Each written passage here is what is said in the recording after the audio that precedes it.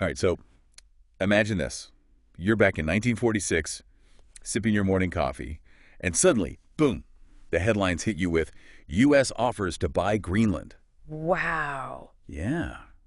Sounds like something out of like an alternate history, It does. but really happened. Turns out America's had this thing for Greenland for a long time.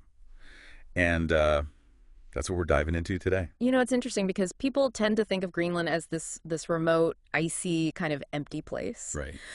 But throughout history, it's really been tied up with like the ambitions of all these major world powers. Yeah. And even now with the Arctic melting and everything, it's just becoming more and more strategically important. It's like it's been hiding in plain sight this whole time, and now it's suddenly front and center. Exactly. Especially for those of us who remember the Cold War. Yeah. That constant back and forth between the superpowers. This whole story really resonates. Absolutely. It's a story of exploration, ambition, climate change, and just this constant struggle for resources and influence. And to help us unpack all of this, we're going to be looking at a conversation between the historian Dan Snow Oh, yeah? and Professor Robert William Ricks. He wrote the book The Vanished Settlers of Green. Okay, so Professor Ricks, he's like the leading expert on those Norse settlements in Greenland, right? He is. And his research is going to take us way back, like even before the Vikings. Way back. We're talking about the very first inhabitants of Greenland, the Paleoarctic people. Wow. They arrived something like 4,500 years ago. That's incredible. Nomadic hunter-gatherers. Wow. Just incredibly skilled at surviving in like one of the harshest environments on the planet. I mean, think about that. 4,500 years ago. It's mind-boggling. Navigating this massive icy landscape tracking game, adapting to those extreme seasons. Yeah. I mean, it really puts things in perspective. It does. It really shows that Greenland has always been about resilience and adaptation, even in the face of these incredible challenges. But then, around 1,000 years ago, you have a whole new chapter beginning with the arrival of the Vikings. The Vikings. Led by the infamous Eric the Red. Eric the Red, what a name. I know. He was actually exiled from Iceland. Oh, wow. And he ended up discovering Greenland. You gotta admire his sense of adventure. Right. Even if he was, a bit of a troublemaker. Yeah, well, that exile certainly shaped Greenland's history, didn't it? It did. He even named the island Greenland. Really? As a way to, entice settlers. Clever marketing, even back then. That's pretty smart. And it worked. It did. He convinced enough people to join him, established a whole colony. Yeah. They farmed, they fished, they even traded with Europe. It's amazing to think those settlements thrived for centuries in such a harsh place. It is. And here's where things get even more interesting. Huh? So Eric the Red's son, Leif Erikson, is believed to have reached North America, No way. specifically Newfoundland in Canada, around the year 1000. Wow. That's about 500 years before Columbus. That's incredible. Really shows their seafaring skills and just their drive to explore. Imagine being a Viking sailor setting off across the Atlantic in those open boats. I get chills just thinking about it. But what happened to these settlements? They just vanished, right? Yeah. Around 1410, all communication with them just ceased. Wow. It's one of history's big mysteries. Their disappearance. There are theories, of course. Conflict with the Inuit people who were migrating south, climate change making things tougher, overfishing, depleting resources. Right. Even the possibility that some chose to go back to Europe. It's like a historical detective story, trying to piece together the clues It is. to figure out what happened. It makes you wonder, were they victims of their own success, or were there just forces beyond their control that overwhelmed them? Right. And that question of those external forces shaping Greenland's fate, that keeps coming up throughout its history. Because even though those settlements disappeared, Denmark never really let go of its claim to Greenland, did they? Nope. That claim goes back to the unification of the Scandinavian kingdoms back in the 14th century.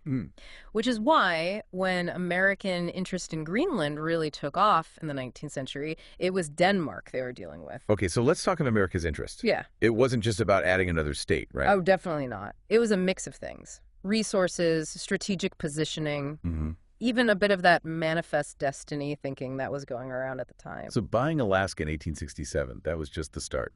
Pretty much. They saw Greenland as the next step in expanding their influence, maybe even using it as a lever to bring Canada into the U.S. Really? Like, how would that work? The idea was if they controlled Greenland, they could put pressure on Canada, essentially box them in, force them to join. Wow. Those ambitions from back then, they still echo today, don't they? But those early ideas were nothing compared to what happened during World War II. Absolutely. That's when Greenland's strategic importance really came into focus. And it was all because of this rare mineral, right? Yes, creolite. Essential for making aluminum, which was, crucial for aircraft production during the war. It's almost too perfect, isn't it? Yeah. This remote island with this rare thing suddenly becomes vital for the war effort. Well, it highlights how places that seem insignificant can become, pivotal overnight when there's a global conflict. Wow. And with Denmark occupied by the Nazis, Greenland was in a very precarious position. So Denmark's occupied, Greenland's got this vital resource. What happens next? Well, that's where this guy, Henrik Kaufmann, comes in. He was the Danish ambassador to the U.S. Okay. And he did something pretty bold. Basically, he signed an agreement with the U.S. allowing American forces to, set up bases in Greenland and protect those creolite mines. Hold on. He just went ahead and made this deal without even talking to the Danish government. He did. It was a super controversial move. Yeah, I bet. But his argument was it was in Denmark's best interest to side with the Allies. Keep the Nazis from getting that creolite. That's a huge gamble, though. I mean, what if the Nazis had won? It's a good question. But in the end, Kaufmann's gamble paid off. It did. Greenland became a vital link in the Allied supply chain, and the creolite from its mines, helped fuel the whole war effort. So after the war, I'm guessing the U.S. didn't just pack up and leave? No, not exactly. They'd seen how strategically valuable Greenland was during the war. Right. And with the Cold War heating up, that value only increased. So that's what led to that wild offer to buy Greenland in 46. Exactly. The U.S. offered Denmark $100 million for Greenland. Just imagine how different things might be if that deal had gone through. Talk about a turning point in history. Yeah. But Denmark ultimately said no, right? They did. And this brings up a really interesting point about the relationship between Denmark and Greenland during all of this. Because for a long time, Greenland was basically a Danish colony, wasn't it? Yeah, it was. But in 1953, things shifted. Greenland became part of the Danish state, a province within the Danish realm. Wait, the Danish realm, what is that exactly? It's basically this group of semi-autonomous countries, Denmark, Greenland, and the Faroe Islands, Okay. all under the Danish monarchy. So not a colony anymore, but still pretty connected to Denmark. Right. But that wasn't the end of the story. Greenland kept pushing for more autonomy. In 1979, they got Home Rule, which gave them a lot of self-governance. And then in 2009, that expanded even more with self-rule. So how much say does Denmark actually have over Greenland today? When it comes to internal affairs, not much at all. Greenland has its own parliament, makes its own laws, controls its own resources. The Danish government mainly handles foreign affairs and defense. So when Trump made those comments about buying Greenland a few years back, he was talking to the wrong people. Exactly. And Denmark can't just sell Greenland. It'd be like the UK trying to sell Scotland without asking the Scottish people. Just doesn't work that way. True, from a legal standpoint anyway.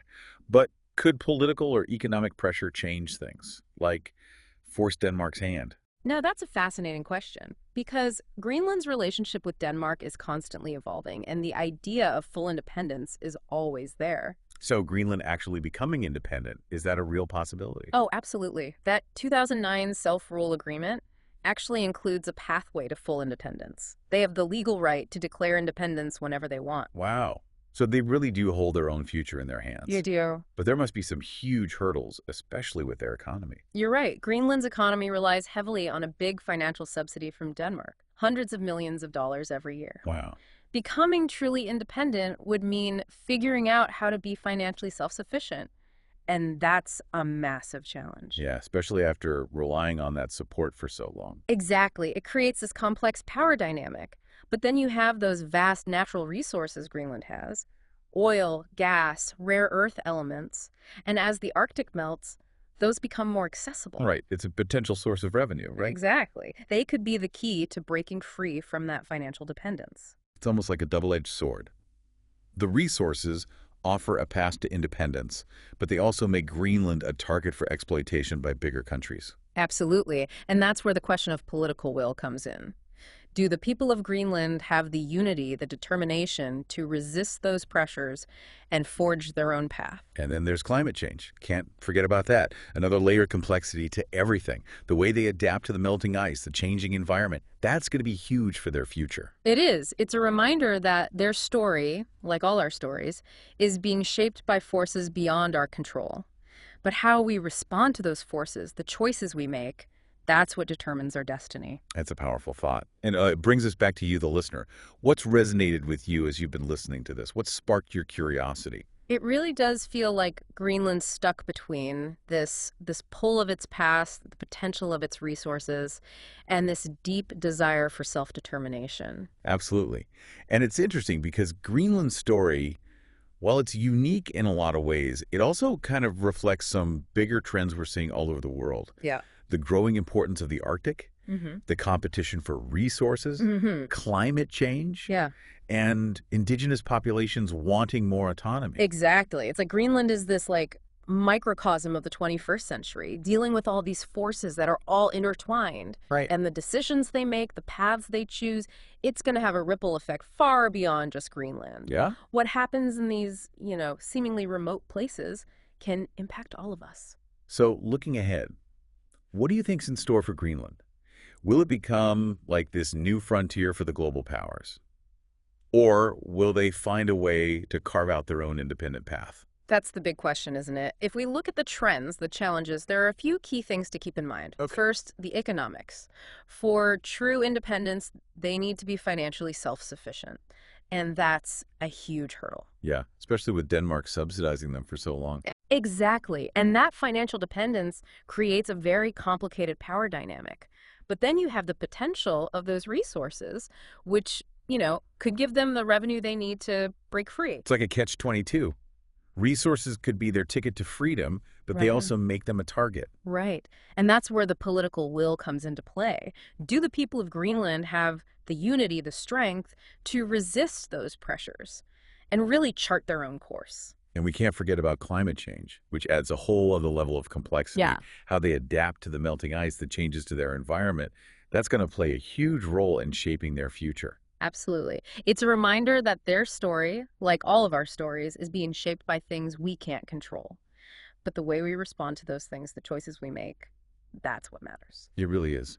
And it brings us back to you, the listener. As you've been listening to this, what stood out to you? What's made you think? Maybe you're thinking about how history often repeats itself, with nations fighting over power and resources. Or maybe you're thinking about the effects of climate change and how it's reshaping the world. Or even, what would you do if you were in their shoes? How would you balance the need for economic growth with protecting your culture and environment? These are all important questions, and they really highlight how complex the challenges facing Greenland are. But one thing's for sure, Greenland's story isn't over yet. It's still being written. And the choices they make in the years to come are going to have a big impact, not just on their future, but on the future of the Arctic, and maybe even the whole world. And for those of you who are interested in learning more about the history of the Norse in Greenland, Professor Rix's book is a great place to start. It's a reminder that the world's full of these amazing stories just waiting to be uncovered. And each one gives us a glimpse into the forces that shape our lives. Until next time, keep diving deep.